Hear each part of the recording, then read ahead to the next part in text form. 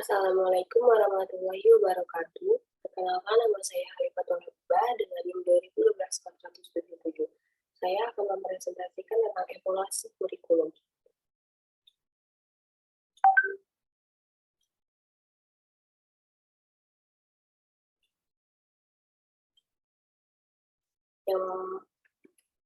Yang pertama, saya akan menjelaskan tentang beberapa tentang evaluasi kurikulum, yaitu pengertian evaluasi kurikulum, tujuan evaluasi kurikulum, fungsi evaluasi kurikulum, manfaat evaluasi kurikulum, langkah-langkah evaluasi kurikulum.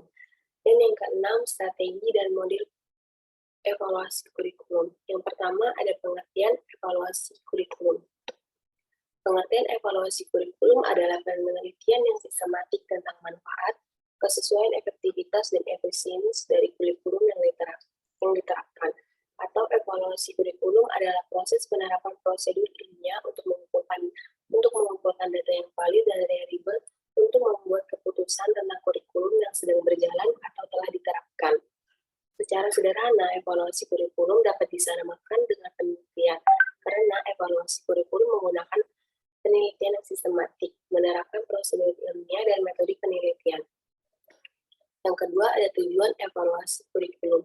Tujuan evaluasi kurikulum mencakup dua hal. Yang pertama, evaluasi digunakan untuk menilai efektivitas program. Yang kedua, evaluasi dapat digunakan sebagai alat bantu dalam pelaksanaan kurikulum atau pembelajaran. Tujuan dari evaluasi kurikulum ini adalah penyempurnaan kurikulum dengan jalan mengungkapkan proses pelaksanaan kurikulum yang telah mencapai tujuan yang telah ditetapkan. Yang ketiga, ada fungsi kurikulum. Di dalam pendidikan, fungsi evaluasi kurikulum adalah guru menjadi tahu nilai arti kinerjanya selama melaksanakan proses belajar mengajar. Sedangkan bagi pengembang kurikulum, evaluasi dapat memberikan informasi untuk perencanaan perbaikan kurikulum yang telah ditetapkan dan dimasukkan ke dalam sistem. Yang keempat, ada manfaat evaluasi kurikulum. Evaluasi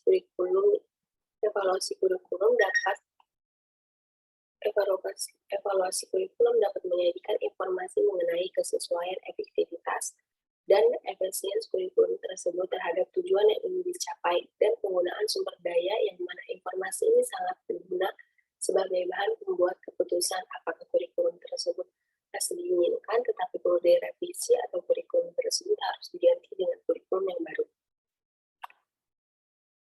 Yang kelima adalah langkah-langkah evaluasi kurikulum. Hermana Somantri tahun 2009 menjelaskan bahwa tahapan pelaksanaan evaluasi kurikulum ada 10 tahap, yakni yang pertama mempelajari program, yang kedua menulis latar belakang atau alasan mengapa melakukan evaluasi, yang ketiga menentukan apa yang diinginkan diketahui dan menuliskan pertanyaan evaluasi. Yang keempat, menentukan informasi yang perlu diterapkan untuk menjawab pertanyaan evaluasi. Yang kelima, merancang evaluasi. Yang keenam, mengumpulkan informasi atau data. Yang ketujuh, menganalisis informasi atau data. Yang kedelapan, merumuskan kesimpulan. Yang kesembilan, menginformasikan hasil. Dan yang kesepuluh, memanfaatkan hasil untuk membuat keputusan atau mengubah atau melanjutkan program. Yang keenam, ada strategi evaluasi kurikulum. Strategi pertama terdiri atas menentukan lingkungan tempat terjadinya perubahan. Terdapat berbagai kebutuhan yang tidak atau belum terpenuhi dan juga berbagai masalah yang mendasari timbulnya kebutuhan serta kesempatan untuk terjadinya perubahan.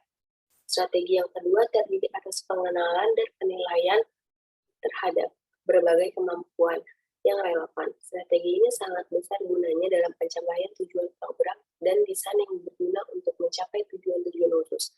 Strategi yang ketiga terdiri atas pendekatan prediksi hambatan yang mungkin terjadi dalam desain prosedural atau implementasi sepanjang tahap pelaksanaan program.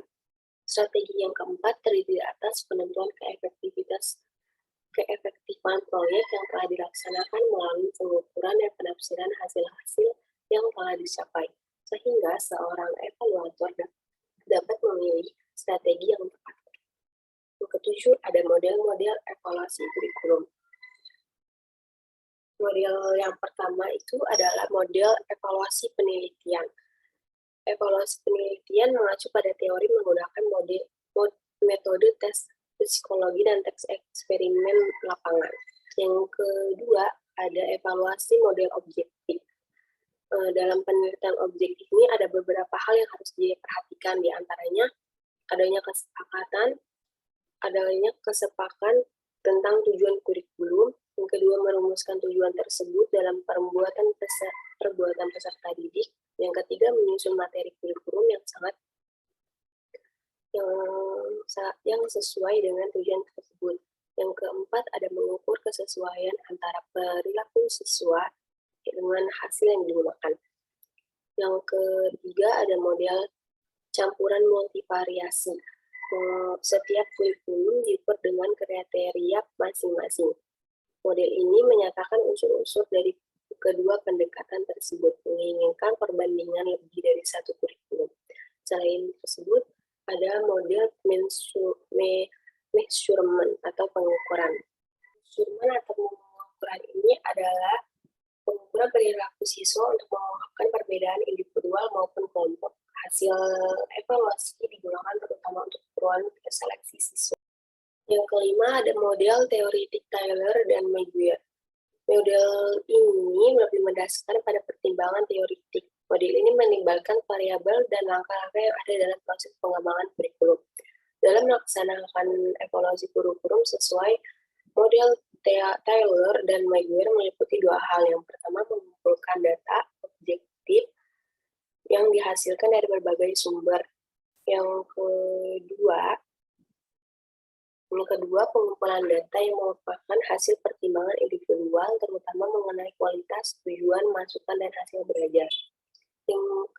Kemudian ada model pendekatan sistem Alkin. Alkin membagikan model ini atas beberapa komponen, yaitu masukan proses yang ditambahkan dengan istilah perantara atau mediating, dan keluaran atau hasil. Alkin juga mengenal sistem internal yang merupakan interaksi antara komponen yang berlangsung berhubungan dengan pendidikan, dan sistem eksternal yang mempunyai pengaruh dan yang dipengaruhi oleh pendidikan. Kemudian ada elimination atau pengenarangan atau penyempurnaan. Evaluasi ini mendasari